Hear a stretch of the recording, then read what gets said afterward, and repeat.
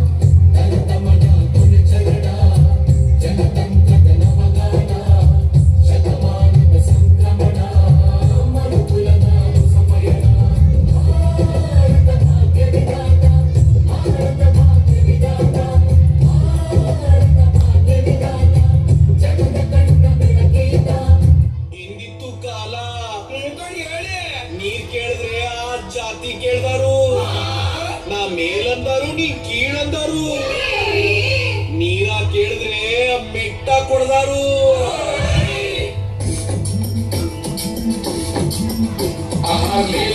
ನಂಜರು ನೀರಿಗೆ ಸುರಿದರು, ಹಿಂದಿತ್ತು ಕಾಲ ಜಾಣ ನಂಜು ಸುಟ್ಟಿತು.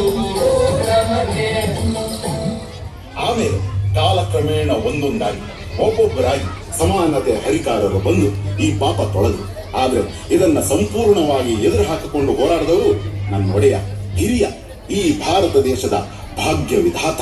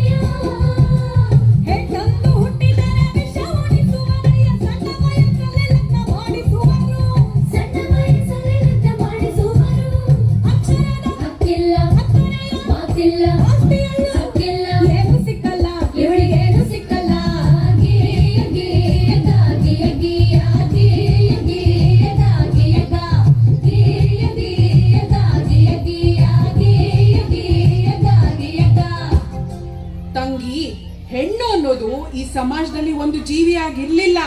ಅವಳು ಆಸ್ತಿ, ವರ್ಣ, ವಂಶ ರವಾನಿಸೋ ಒಂದು ಯೋಜನೆ ಆಗಿದ್ಲು. ಈ ಜಾತಿ ಆ ಜಾತಿ ಸೇರ್ಬಾರ್ದು, ಆ ವರ್ಣ ಈ ವರ್ಣ ಬೆರಿಬಾರ್ದು, ಈ ಆಸ್ತಿ ಆ ಆಸ್ತಿ ಅವ್ರಿವ್ರ ಕೈ ಸೇರ್ಬಾರ್ದು.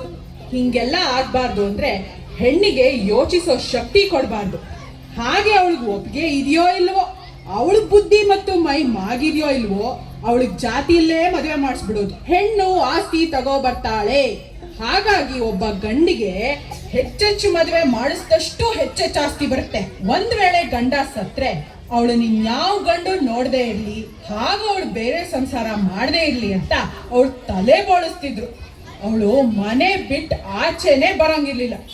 ಹೇ ನನ್ನಪ್ಪ ಸರ್ದಾರ ಗುಡುಗಿದನಯ್ಯ, ಗುಡುಗಿದನಯ್ಯ ಸಭೆಯಲ್ಲಿ ನಿನ್ನ ಹೆಸರಿಗೆ ಬರದವನಯ್ಯ, ತುಳಿದಾಡಿಯ ನಾಡಲ್ಲಿ ಪ್ರತಿಯೊಂದು ಹೆಣ್ಣು ಮಗು ಓದು ಬರಹ ಕಲಿಯಬೇಕು. ಪ್ರತಿ ಸರ್ಕಾರಗಳು ರಕ್ಷಣೆ ಕೊಡಬೇಕು. ಪ್ರತಿ ಕ್ಷೇತ್ರದಲ್ಲೂ ಹೆಣ್ಣಿಗೆ ಮೀಸಲು ಭೇದ ಭಾವ ಮಾಡೋರ ಹೆಣ್ಣು ಜೈಲಿಗೆ ಹಾಕಬೇಕು.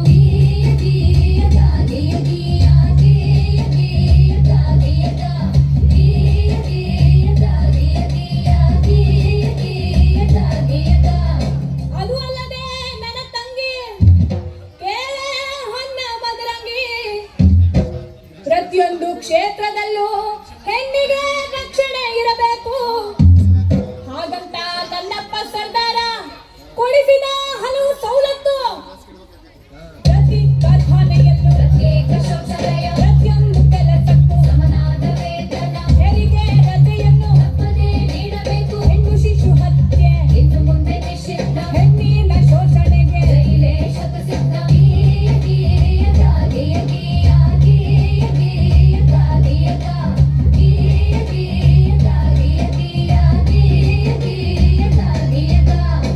ಹೀಗೆ ಹಲವಾರು ಸವಲತ್ತುಗಳು ಹಾಗೂ ಸ್ವಾತಂತ್ರ್ಯವನ್ನು ನಿಮ್ಮಂತ ಹೆಣ್ಮಕ್ಳು ಅರಿವಿಲ್ಲದೆ ಅನುಭವಿಸುತ್ತಿರುವ ಅನುಕೂಲಗಳನ್ನು ನಮ್ಮಪ್ಪ ಆ ಭಾರತ ಭಾಗ್ಯ ವಿಧಾತಾನೇ ಕೊಡಿಸಿದ್ದು.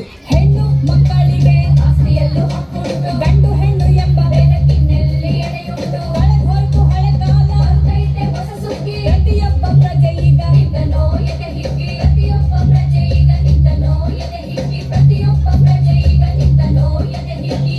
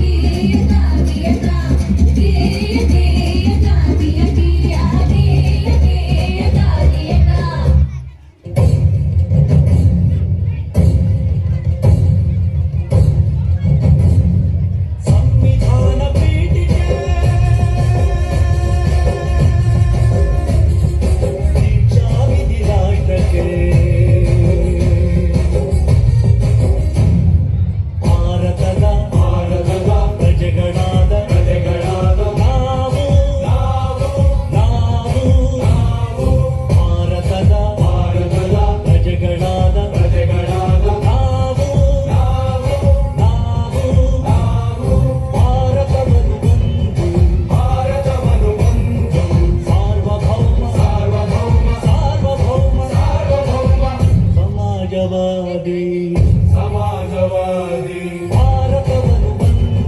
ಭಾರತವನ್ನು ಒಂದು ಜಾತ್ಯತೀತ ಪ್ರಜಾಸತ್ತಾತ್ಮಕ ಗಣರಾಜ್ಯವನ್ನಾಗಿ ರೂಪಿಸುವುದಕ್ಕಾಗಿ ಭಾರತೀಯರೆಲ್ಲರಿಗೂ ಸಾಮಾಜಿಕ ಆರ್ಥಿಕ ಮತ್ತು ರಾಜಕೀಯ ನ್ಯಾಯವನ್ನು ವಿಚಾರ ಅಭಿವ್ಯಕ್ತಿ ನಂಬಿಕೆ ಧರ್ಮ ಮತ್ತು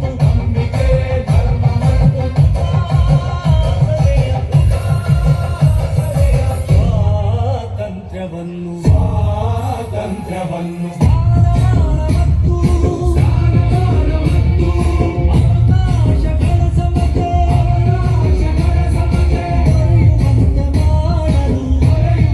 ಮಾಡಲು ವ್ಯಕ್ತಿ ಗೌರವ ದೇಶದ ಏಕತೆ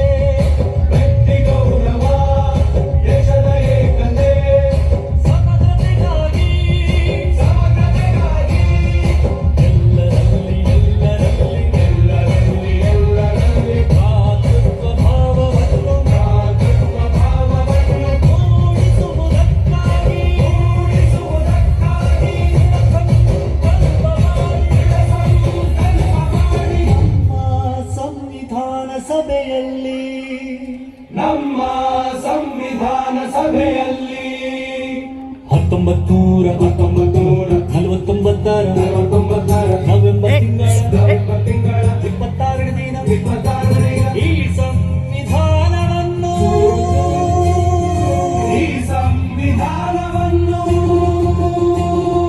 ನಮಗೆ ನಾವೇ ಅರ್ಪಿಸಿಕೊಂಡು